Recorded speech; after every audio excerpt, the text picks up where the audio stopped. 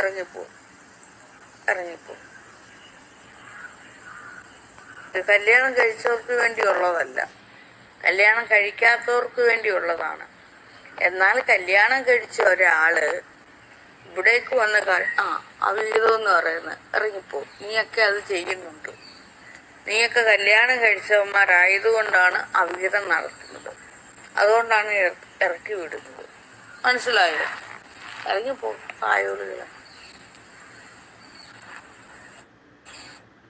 ഞാൻ കല്യാണം കഴിച്ചിട്ടില്ല. നിക്കവിടെ. കല്യാണം കഴിച്ചിട്ടില്ലാത്തവർ നിൽക്കുക. കല്യാണം കഴിച്ചു കഴിഞ്ഞവരുടെ കഥനകഥ ആണ് അവരിവിടെ വന്ന് പറയുന്നത്. മനസ്സിലായോ? അതിനൊരു പോംവഴി ഞാൻ പറഞ്ഞു കൊടുക്കുക. കല്യാണം കഴിച്ചിട്ട് അവിഹിതം എന്ന് പറഞ്ഞ് ഇവിടെ എഴുതി വെക്കുന്നതിന് എല്ലാത്തിനും എടുത്തു കളയാ. കാരണം ഈ അവിഹിതം എന്ന് പറഞ്ഞ് എഴുതി വെക്കുന്ന എല്ലാത്തിനും ഒരു അവിഹിതബന്ധം ഉണ്ടെന്ന് ഇതിലെനിക്ക് മനസ്സിലാക്കാം. അതുകൊണ്ടാണ് എല്ലാത്തിനും എടുത്തു കളയുന്നത്.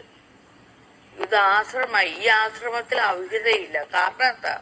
ഒരാൾ ഇവിടെ കല്യാണം കഴിക്കുന്ന ആരും ഇവിടില്ല. കല്യാണം കഴിക്കുന്നവരും ഉണ്ടായാലാണ് അവിഹിതം ഉണ്ടാവുന്നത്. മനസ്സിലായോ?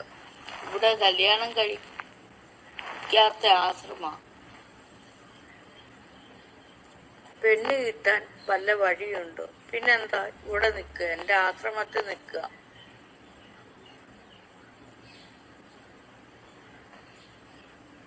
കല്യാണം കഴിക്കാതെ ആത്മീയതയിലേക്ക് പോകണം.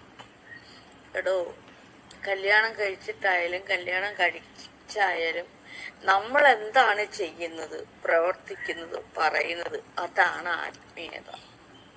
ഇപ്പൊ മനസ്സിലായോ എന്താണ് ആത്മീയത?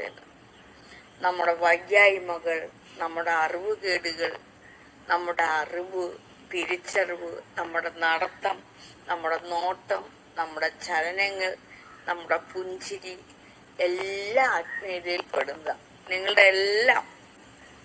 മനസ്സിലായോ? ഇപ്പൊ മനസ്സിലായോ ആത്മീയത എന്നാൽ എന്താണെന്ന്? നമ്മുടെ തീരെ സുഖമില്ലായ്മ, നമ്മുടെ സന്തോഷം, നമ്മൾ സന്തോഷിക്കുന്നുണ്ടെങ്കിൽ സന്തോഷം, അത് ആത്മീയതയാ. നമ്മുടെ ദുഃഖം, അത് ആത്മീയതയാ. നമ്മുടെ സംസാരം, അത് ആത്മീയതയാ. നമ്മുടെ മൗനം, അത് ആത്മീയതയാ. നമ്മുടെ ഓരോ ചലനങ്ങളും അങ്ങനെയാണെങ്കിൽ എല്ലാം ആത്മീയതയാ. അങ്ങനെയല്ലെങ്കിൽ ഒന്നുമല്ല. മറ്റേയാൾ പോയോ?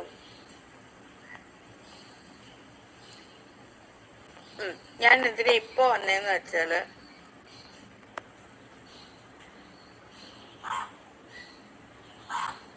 ഏഴ് 558875593 അതിലേക്ക് പേയ്മെന്റ് ചെയ്യണം.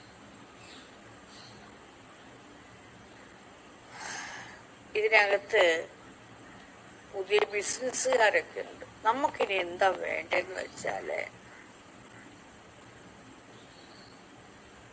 പോണാൽ പോകട്ടും ഇരുന്നാൽ നിന്റെ കുടുംബം വഴിയാധാരമാകും, തൻ്റെ കുടുംബം വഴിയാധാരമാകും.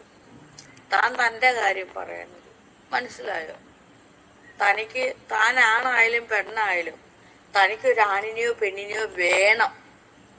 അപ്പൊ ആരെങ്കിലും തനിക്ക് ഉണ്ടെങ്കിലേ പറ്റുള്ളൂ. ഇല്ലാതെ വരുമ്പോ താൻ ഒറ്റയാണെന്നുള്ള തിരിച്ചറിവ് ഉണ്ടാവുമോ? തനിക്ക് ആവലാതെയും വേവലാതെയും വരും. അപ്പൊ തനിക്ക് തോന്നും തൻ്റെ കുടുംബം വഴിയാധാരമായെന്ന്.